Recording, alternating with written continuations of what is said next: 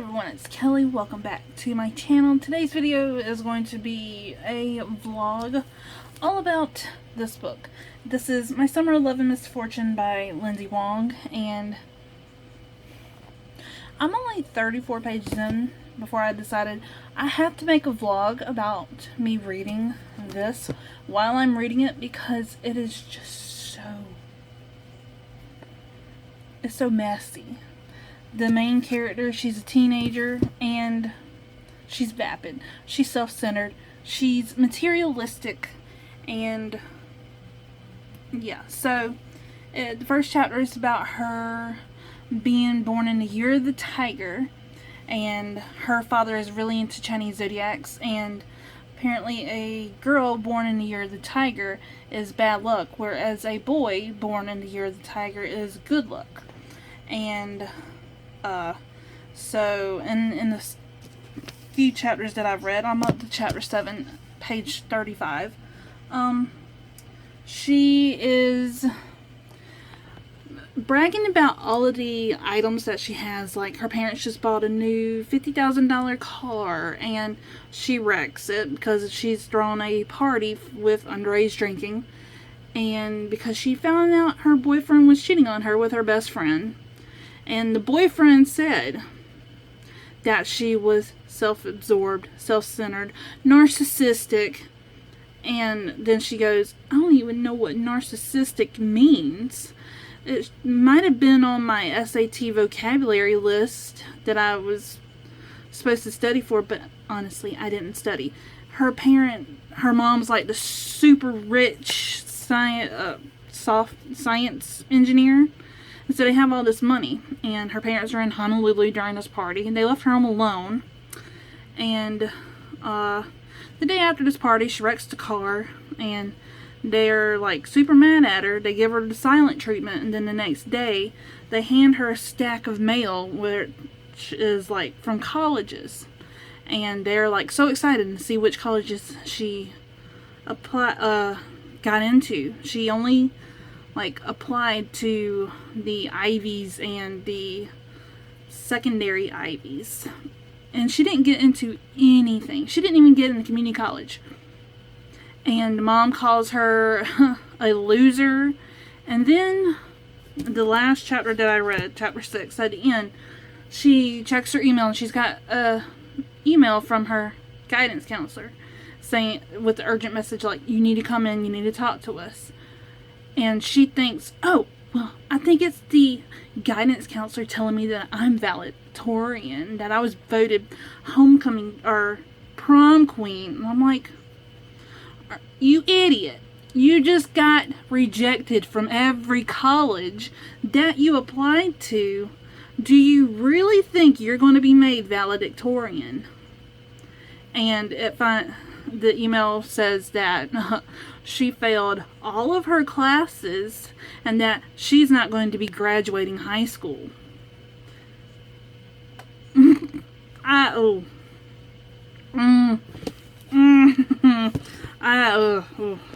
I hate Iris. I mean, she's just so vapid. She's so into herself. She thought her boyfriend's birthday was in June when it was in January, and she bought him plane tickets to Paris because she wanted to go to Paris. She wanted to surprise him with plane tickets to Paris for his birthday, and she gave him flowers, irises, for his birthday. No wonder he cheated on you. Even though I've been cheated on, so I know it's like hard, but still, I was. But yeah, I gotta keep reading this because it was a blog tour. I had a free copy, and plus NetGalley's waiting on my review. So yeah, and this has a low ass rating on Goodreads. I've never seen a book on Goodreads have a 2-star rating. Like, how the hell? I've seen a lot of my friends DNF it at like 150 pages, 15%, and I'm nervous. because I'm only 5% in, and but I'm hoping I don't have to DNF it, because I want to see what kind of a hot mess Iris is going to get into next, and so, yeah, I'm going to be continuing to read this, and I may update at every little stupid thing that Iris does. This may turn into a hate read. Day 2 of my read, My Summer 11 Misfortune by Lindsay Wong. I have an update. I read a good chunk last night. So I started from where her parents are taking her to the airport, sending her to China, and she thinks that her parents are her fake parents and that she's actually Chinese royalty that was kidnapped or sent to the States. Like, girl. And sorry about my hair. And if you hear my husband talking, he's just home from work and playing GTA. But anyways, she drops her iPhone in the airplane toilet, and it's so funny. And she can't speak Chinese, so every time she's trying to talk to somebody to help her, they say, "Why you no speak English?" or "Why you no speak Chinese? You're Chinese." And she keeps having to say, "I'm Chinese American." And then she finds her uncle, and they're living in this hotel, and apparently she has seen his picture because she was like making a list of who could be her possible parents from the Forbes top 30 list of Asia, and her uncle's like number 16. And so when she gets into this hotel, she thinks that she got an upgrade and that her parents did her a favor because she's actually Chinese royalty. And she goes into this closet, and it has all these beautiful gowns and dresses and clothes, and she puts on this Valentino dress that's way too small for her. And then her cousin shows up and then just starts wailing on her in Chinese, and the hotel seamstress has to cut Iris out of the dress, and Ruby's screaming because that's her dog grooming, or her dog show dress. And then Iris is screaming no, because that's her coronation to Chinese royalty dress. And I'm just like, are you... So anyways, I'm at the part. I stopped last night where she was given a prepaid card by her uncle, and then she went on a massive shopping spree. She bought so many dresses and clothes and 4 pink purses, and then she gets into a cab, and the cab takes her, he drops her off in the middle of nowhere, and she jumps out because she thinks she's going to get like killed, and she leaves all of her purchases in the cab. So is that karma? Yeah. And she was texting with her mom and dad, and then her mom made the comment, "Did no one teach you about strangers?" And I'm like, that was your job as a mother, to teach her about strangers, you fucking dingbat. So now I know why Iris is a complete moron, is because her parents are absolute idiots. And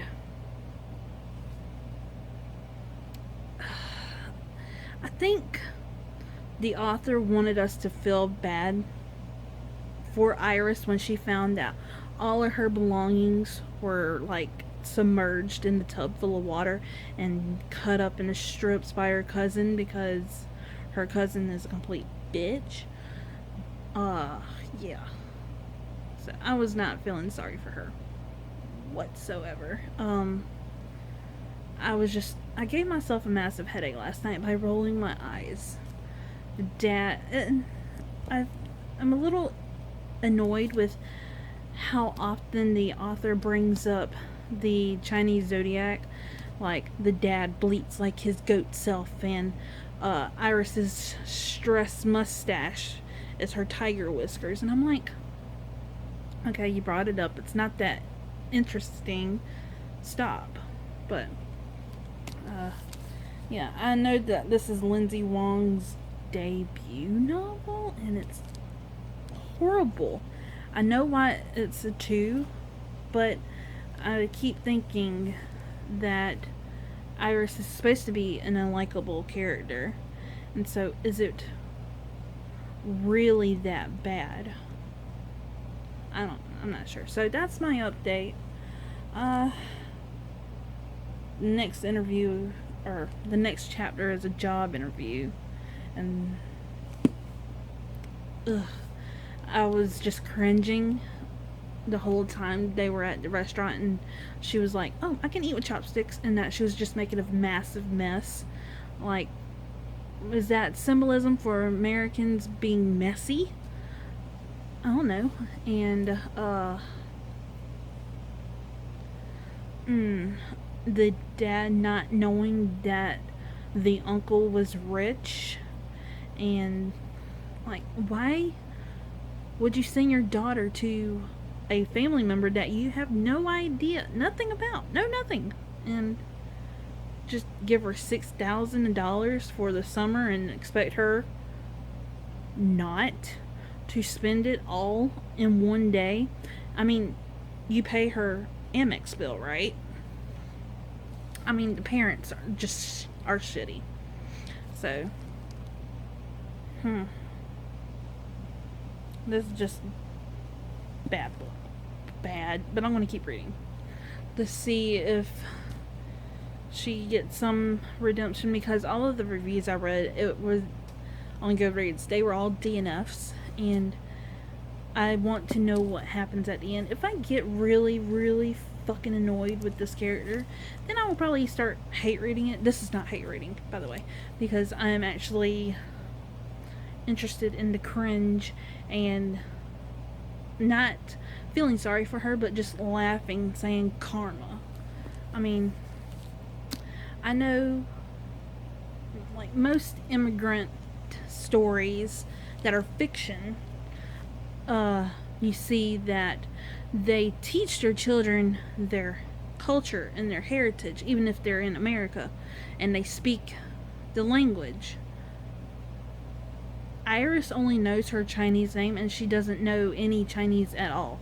So she's completely in a foreign country with no idea how to speak the language. And her parents did a shit job of not being able to teach her about her culture. And like, because Iris didn't want to learn, they didn't force her. Which, you should have been strict about it, because if I sent my kids to a different country, I would like drill it into them, the language and everything possible about that country, so that they would be comfortable enough knowing that they could speak the language and know a general idea about the country and who they were staying with. But see, I'm getting stress pimples. That's not tiger whiskers. I'm a horse. Update time. I finally finished My Summer Love and Misfortune by Lindsay Wong.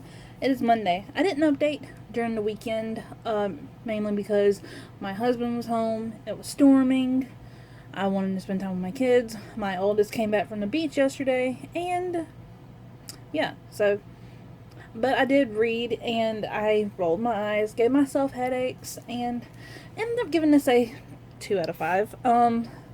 So what I think about this is that Iris is supposed to be unlikable, and she is unlikable. And then the redemption at the end is not really a redemption. I thought it was just not any. But what am I trying to say? It's not her redemption. Just because she is teaching 5-year-olds how to read, and she's learning about adverbs and prepositions while teaching 5-year-olds, and that she gets into college at the very end, NYU Shanghai, it's not a redemption arc. It's not taking away her selfishness or her vapidness. It's just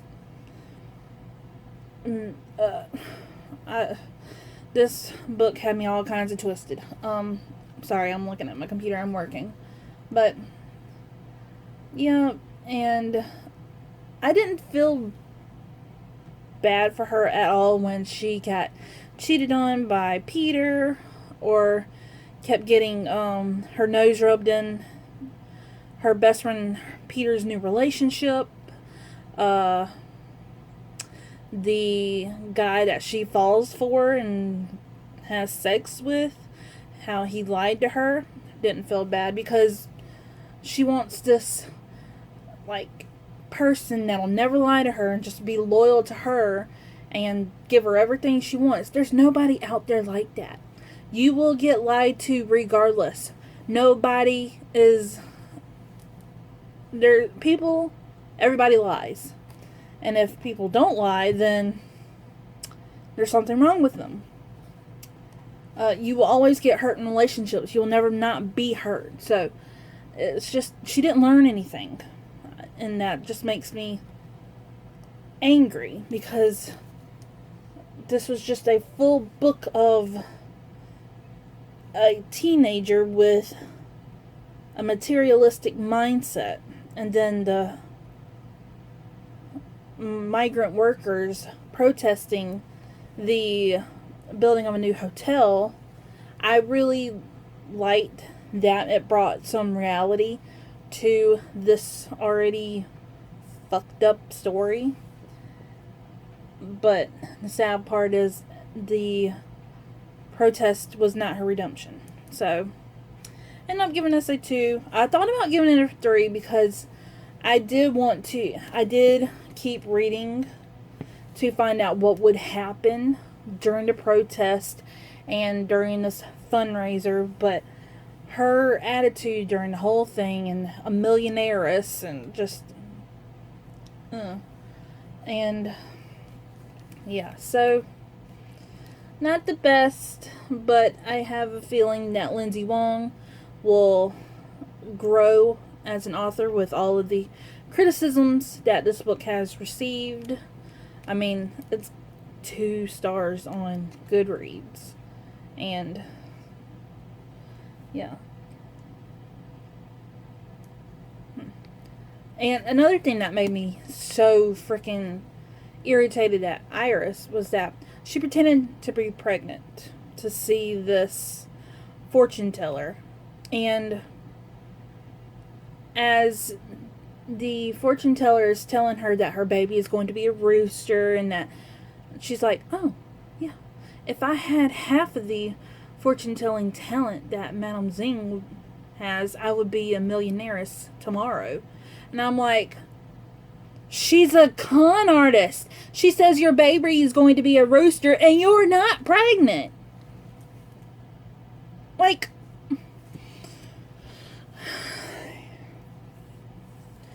I mean, but yet she still invites Madame Zing to this fundraiser to give facial readings, and the woman's a fraud.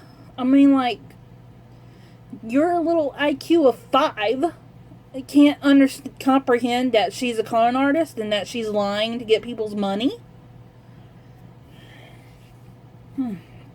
So, yes, not my favorite. I should have known that this book was going to be horrible, but like I said, it's supposed to be unlikable, and I don't know. I think I'm stuck at a 2. I can't even go to a 2.5 because I understand that it's supposed to be unlikable and that she's a fucking moron, but yeah.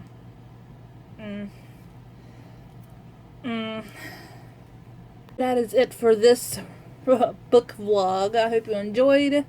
Sorry for all the spoilers, but I read this book so you don't have to. And if you like this video, give it a thumbs up. Hit that subscribe button. And I'll see you in my next vlog, which I'm about to start right now. So, bye.